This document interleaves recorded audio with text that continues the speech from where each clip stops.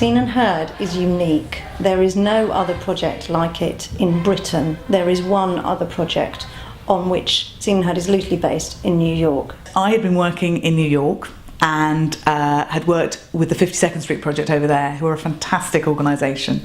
And I came back in a very cold, lonely November and said to Sophie over dinner, oh, I've worked with this fantastic company. I mean, the work they do is brilliant, it's just extraordinary. And Sophie said, well, why don't you do it here? We asked everybody we knew to give us some money, whatever they could. We kind of invited some friends to a pub and got up and spoke and said, we think this is a good idea, will you give us a bit of cash?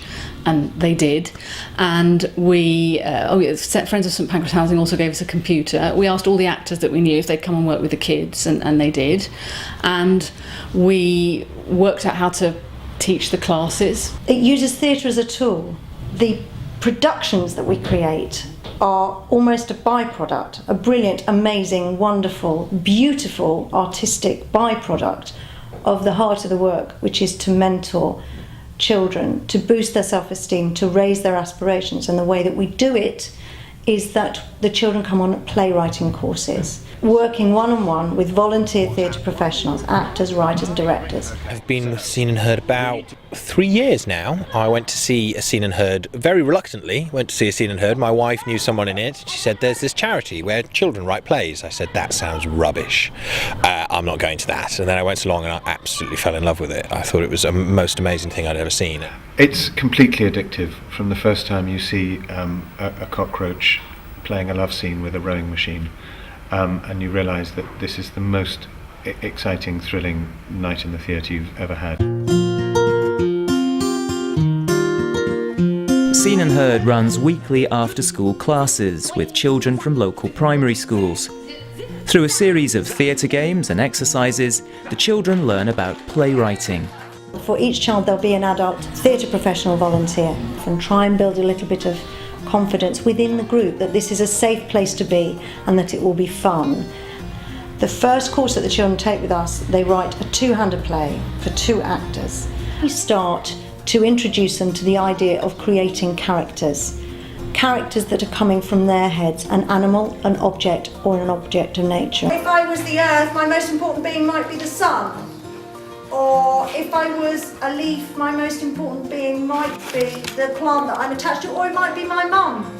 So this happens in a kind of practice version over 8 weeks, so that we build confidence with the children. They feel safe, they think it's fun, they have a practice, they try stuff out. And what about your characters, Abdul? Martha the cheetah. Yes? And Sting the stinging. Good boy. Well done. Lovely. Nice, different characters as well. Can the cheetah be sunbursting in that? Is the question that springs to my mind. I don't know the answer. All leading up to the heart of the course, which is the writing weekend. After all the games and the writing practice, each child writes their own short play. Hello, I'm Morag. And the clock is ticking. They only have a weekend to finish it. We all rocked up on Friday night when this was the first time that the children had met their actors. They interview us, so the group of kids decide, they make a list of questions, and they use those questions as a basis to build a script, so they sort of write a play for you, a character for you. Have you ever done cheerleading? Cheerleading? I have done a bit of that, yes. Wow. I haven't. I can move a little bit. I could learn a choreographed routine. Actors who are new to Seen and Heard find this a little bit of a challenge and realise when they come to read the play that all the stuff they said ends up in the play. So if they said they wanted to play someone really evil, they may well do that, or the child may trick them and give them the part of somebody really, really nice.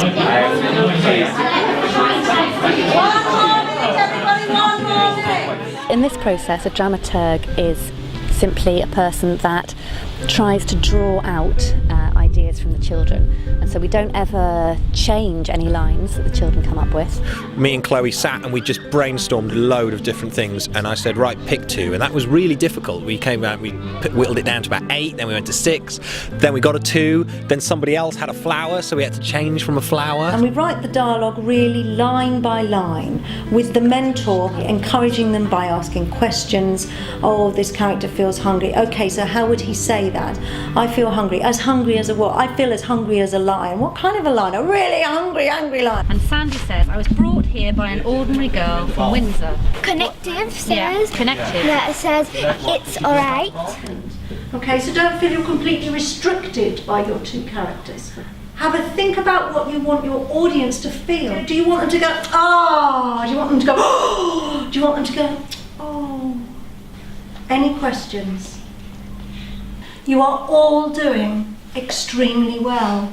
Focus and concentrate, because this is it. We finish them today. You just remind me of my ex-girlfriend, Marianne. Did your girlfriend dump you or something? I'm Jimmy Stillmore, a platypus. I'm the coolest kid in the block. Don't ask a silly question. Yeah, she did dump me.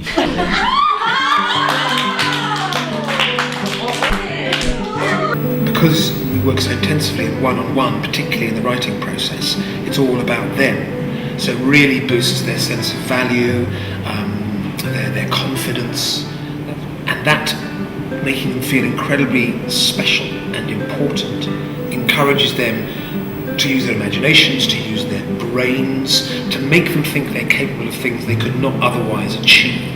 They didn't sort of like treated her like a child. They were like at her level, doing things with her, and they were not like telling her that you have to do this. Even if they had to correct her, they had a way of doing it so that it will look as if she is in control. So it's lovely. It would be very easy to think of this as a tutoring project, and what it is very clearly is a mentoring project.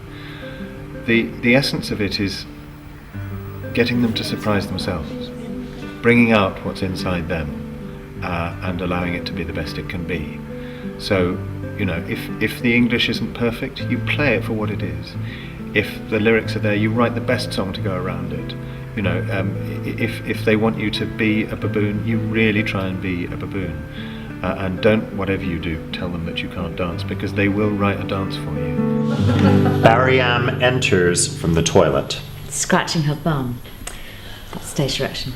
The plays are written, the dramaturgs and I sit up late into the night reading them and seeing where they can go and coming up with ideas to support the children and help them through the writing process. That's what this is about. It's about sharing ideas and helping each other out and coming up with some, and also spotting any huge crossovers, like Canada is the main one at the moment. Canada seems to be appearing in half a dozen plays. I'm blaming you entirely.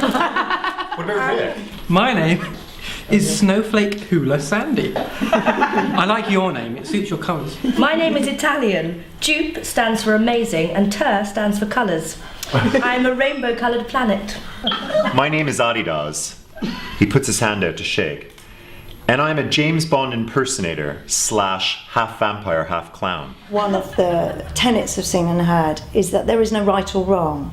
There's not your character has to do this or they must do that because they are a cup of tea. They don't.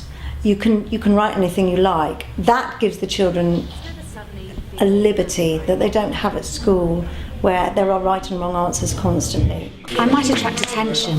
Why? Because when I'm hot-tempered and stressed and nervous, I make lightning. Maybe you should turn into a clown. I've never done that before, but I'll give it a shot.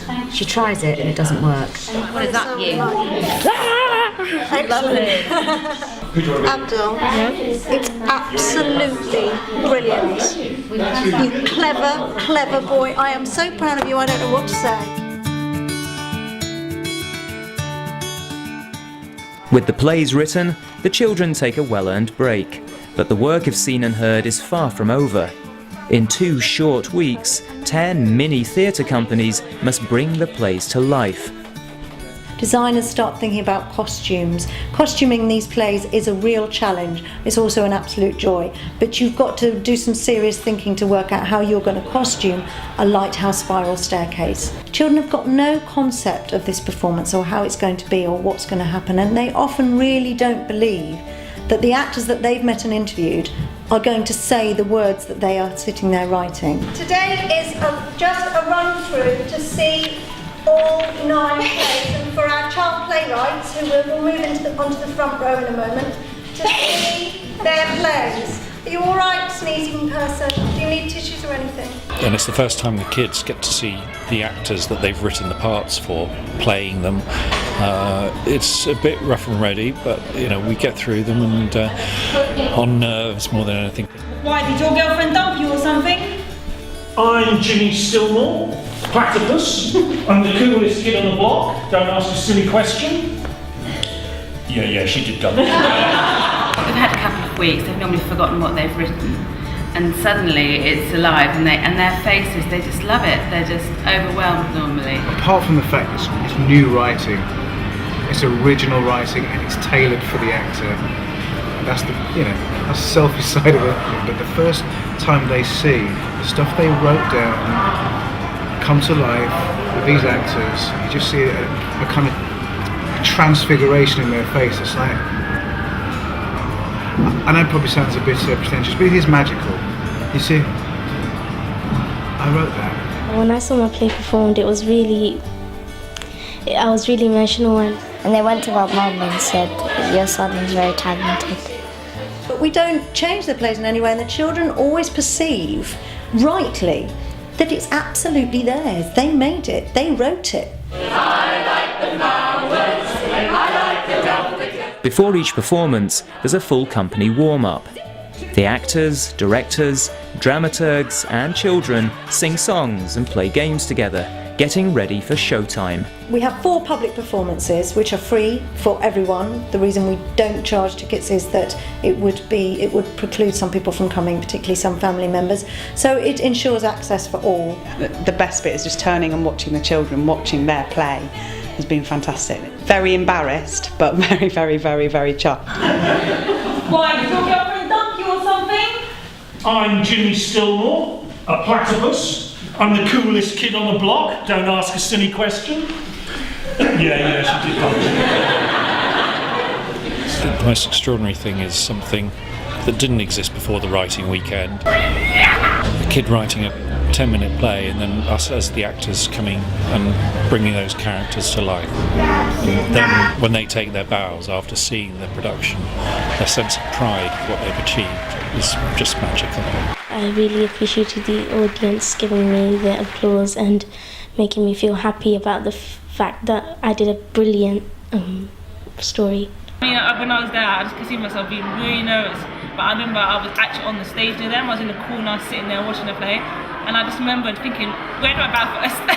There's so many people. I thought, okay, I'll just dead centre, left, right. And I was just smiling the whole time, just so happy. They can't quite believe, but are utterly delighted with this public affirmation. And that, I think, stays with you and with them forever. Having worked with a child for the first time, Seen and Heard often becomes part of the family, as well as creating a real sense of community in Somerstown. Historically, it has been a place where refugee families have first been housed, and over generations, all sorts of different ethnic groups have come to live in Somerstown, but no one ethnic group is a dominant group in Somerstown. We are in the neighborhood where we don't see each other much, or they don't talk to each other, but when they being together, and the parents too, they join us together. I see some of the moms, and then we greet them, and then we say hi to them, so we know each other in the community here. That is good. For my children, I don't like them to be on the streets and, around messing about. I prefer to have a project like this that David can attend regularly and learn more. You tend to see the same faces turn up for the audience, and you get to talk to the actors and actresses at the end. In 2009, Seen and Heard celebrated 10 years of success in Somerstown. Playback is the 5th course, and there ain't one course more. Not a single one of our characters is one-dimensional. The invention that we mentioned is quite intentional. 1 or 2 of our one-liners are 1 in a million. If I line by Albert Einstein, not a civilian. You take a bow, and now somehow, when you stand back up, you're tall. It's one of a kind, where it's all for one. And one for all! What are you hiding behind your back? Do you really want to know? Don't tell anybody, I'll probably have to kill you. You'd have to be with me all the way. You can't back out. Pretty soon, a man in a pool of light said, "My name's Dean. I'm a tiger." And I fell in love. Not with Dean. With Seen and Heard.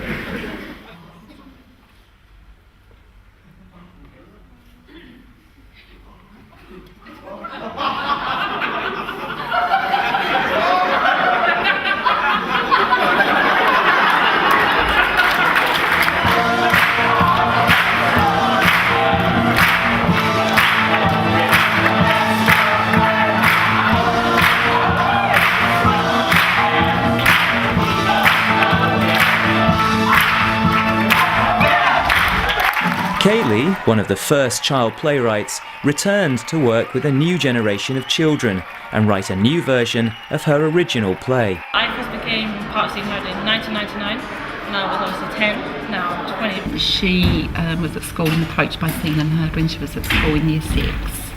And she then did a play with a queen. At least one of us should have our dreams. This tiny little, very shy girl she had a little list of questions. What did we like doing when we were on stage? What were the sorts of, what sort of characters were our favourite characters to play? And I think I said something like, I quite like playing really, really evil, wicked, bad people, So in the hope that this might inspire her, and it did. Unless, if you do something really good, it would make up for what you've done. And you can imagine the feeling it makes you feel when you met a 10-year-old girl and 10 years later you meet a 20-year-old woman. It brought out my personality for different. Because you could get someone who's, I think you notice there's a lot of people that are shy. But I don't know them from the beginning, but since the children I've worked with, like now, I've seen a big difference in them. Kind of talking to people more, they're doing new things, and I just think it's a really good job to get people out of the shells. And also the youngest one as well. She was approached, and again she's done all the courses and absolutely loved it. Well, it kind of helps you, like my mum said, build up your self-esteem and confidence. But it's also somewhere to go, because in the area there's nothing really to do. So coming here, gives you something to do. The mantra that is beyond party politics, adopted by everyone in the last decade, is that every child matters. And if we're really sincere about that, knowing that all children come from very unequal backgrounds is what one can do to make a difference. So for those of us working in the care of children, that is defined in enjoying and achieving, in being safe, in being healthy, and actually being economically productive and contributing to society or to community. Actually, whilst Seen and Heard can't deliver every outcome of Every Child Matters, it does a huge amount in those things. Children enjoy it profoundly, they achieve highly, they have a clear sense of community. Whether it makes them economically productive, well, it can't hurt if you boost a child's self-esteem and their communication skills, and clearly drama is rooted in communication and expression. If you think every child matters, why wouldn't you put the most excellent resource in where the need is greatest, because you get the maximum gain? I think what's obvious to anybody who comes through the door and attends any production of Seen and Heard is the sheer enjoyment and sense of achievement that anybody gets out of it. And more importantly than the actors, the volunteers, and even the members of the board and staff, the children, who, as they say, literally grow out of their skins when they see their own words performed on stage, faithfully as they wrote them. And then as they go through the courses with us, even have the opportunity to appear on stage themselves, their sense of communication, their sense of ownership increases. And when we talk to their teachers, children who are often on the point of exclusion from mainstream education, all of a sudden are at the centre of their peer group, they're excelling at school, and that gives everybody a buzz. Will I ever do this again? Will my next author write anything imaginative with me? They do what they say they're going to do, which is to provide a constant presence in a life that may not have that much constancy in it. They are where they say they're going to be. They say we're going to do this, they do it. Quite like the fact that it's in Somerstown as well. It's a real local initiative, and therefore it's got some real sustainability to it. You know, it's not just kind of flying into a school and then disappearing off again. They're staying and tracking their relationship with these kids from the age of 9 to, some of them tonight at the age of 20. So I have a great kind of faith in the power of theatre as a learning tool. And I suppose I was hooked by the transformation I saw in the kids, from the first classes and the volunteering in the classroom to the point when they got to see their plays performed and they took that bow. And that journey, I think, is a really valuable one, and one that can stay with you for the rest of your life. I think that we do need things like Seen and Heard, because children have active imaginations and they need to get out. It makes you more confident writing your own plays. Seeing my sister involved with Seen and Heard made me remember my days in Seen and Heard as well, and it really made me happy to see that she is happy as well.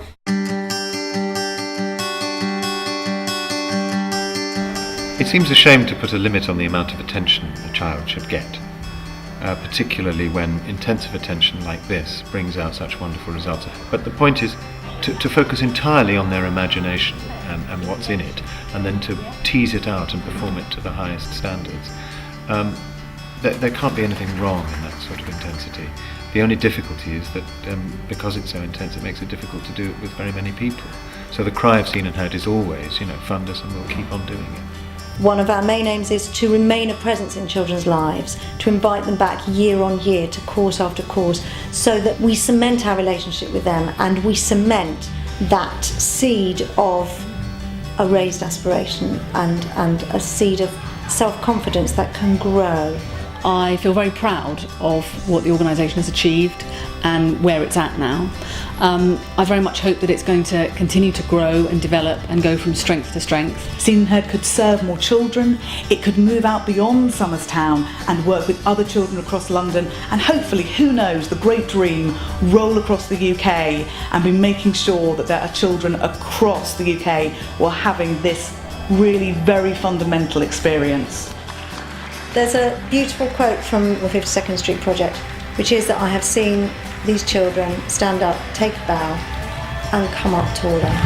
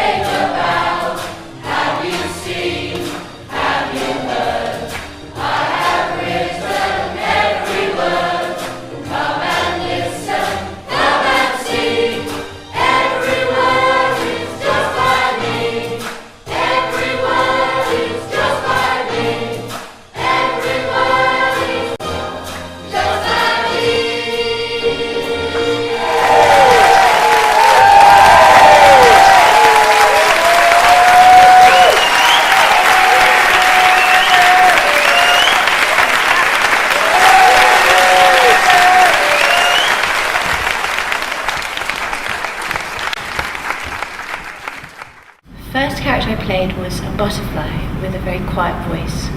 We were asked the question in the interview, are you proper loud? And I thought about it too much. I said, well, sometimes I'm quite quiet. So I was a butterfly with a quiet voice that helped thunder learn to whisper. I played an iguana, Mexican iguana. That was fun working on that character and that accent. I've played a red Wellington boot. A piece of celery, who was also a yoga master and a spy. An identical twin. Who was a psychotic killer. And a rubber snail inventor. I mean a rubber snail who invented, not somebody who invents rubber snails. It's a fine distinction. Blue soggy beach. A broken lightsaber toy. A giraffe called Scoffley. An opaque door made of skin. Pigeon. Jamaican pigeon. A human being, which is quite rare, but he was a man with a beard who wanted to become a girl.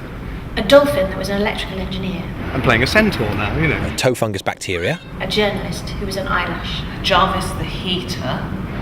Sort of Tennessee Williams-esque cloud of pollution. drunk female. A rose in this particular production called Daisy Petal. An overweight maggot with an identity crisis. A spider's leg, who was a ballroom dancer. It was a dog from Birmingham. I think I did a Brummie dog. And today I'm Red Hot Metal. A Northern Irish bomb called Bombardo. You know, and it was extraordinary, quite a violent play. And Bombardo's parents were a sparrow and a shark. And we kind of went, seen and heard gold. Where did this child get that from? And I made the grave error of asking the child, what made you think of a sparrow and a shark for a bomb's parents? And he looked at me quite rightly like I was the biggest idiot on earth and said, well, the bomb is grey and shaped like a shark and flies like a sparrow.